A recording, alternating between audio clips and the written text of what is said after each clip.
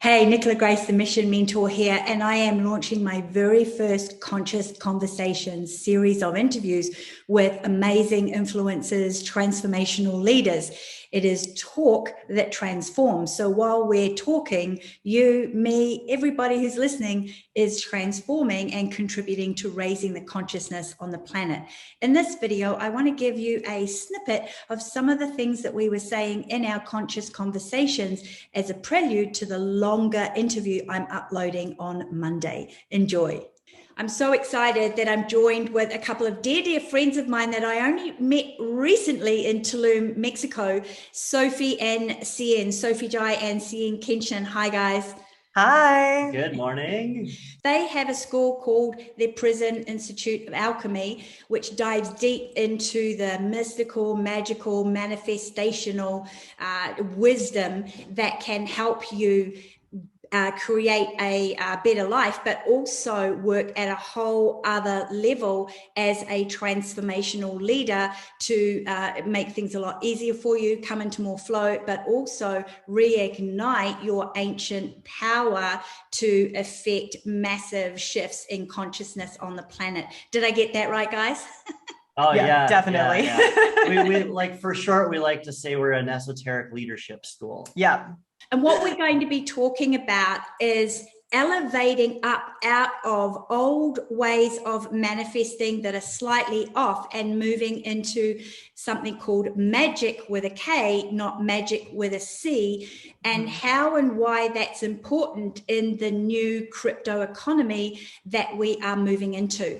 Some of those manifestation techniques that we have relied on aren't working so well or were really patchy in the first place. So I really want to dive into what is the secret to actually having things in your life the way you want them, and then as a leader building that business and building that influence using some of the things that you're working with. So talk to me first of all about the difference between manifestation and magic, and then magic with a K and magic with a C.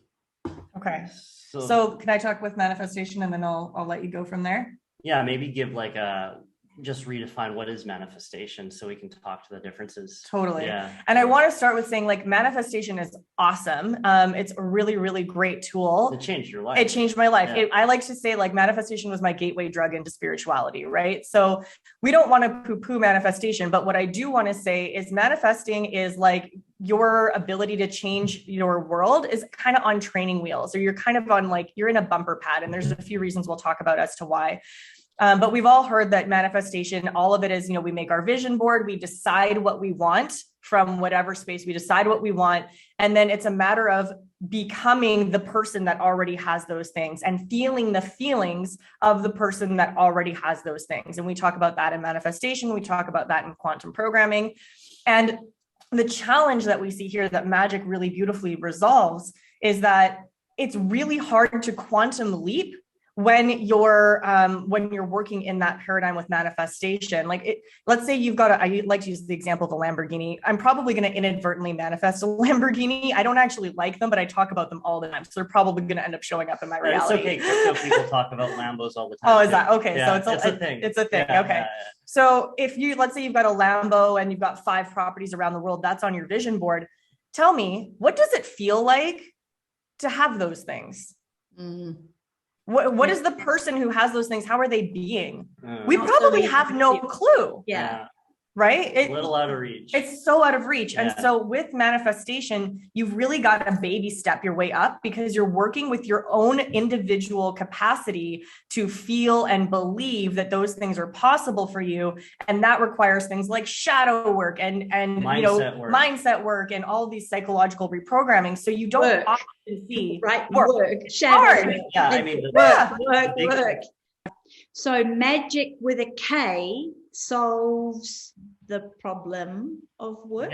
Yeah. So magic with a K, not to be confused with magic with a C, which is like card tricks and entertainment and stuff. Magic with a K is similar to manifestation in that it works with the quantum field.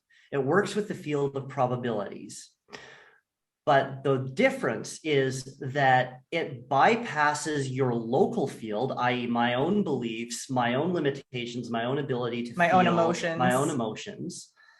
And it works with the non-local field, which is like the collective unconscious, the Akashic records, all of everything that anyone in all of history has ever done. So exactly.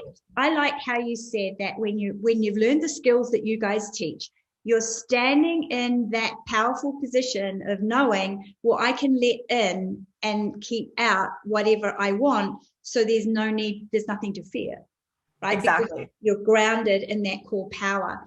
So let's talk about how crypto and magic came together, because you do teach skills to help people in that economy. So talk a little bit about that. Yeah, they're perfect. Yeah, like it just kind of came to us one day after doing some creative magic of like, oh my God, crypto's perfect. And let's go back to the love spell as just an example of like how you need to kind of work with the magic and why crypto naturally does that. So for example, if you're doing a love spell, like I've created my vision board or mind movie or whatever, I know exactly who it is I want, and you do all the magic or manifestation or whatever tool you're using, but then you stay in your apartment all day and you never go out. The amount of power required to make the spell make somebody literally fly through your window accidentally is monumental. I'm not saying it's impossible, but like the amount of power to overcome like the karmic forces of your door, of your walls, of all of this stuff is beyond like even I don't have that kind of power, right?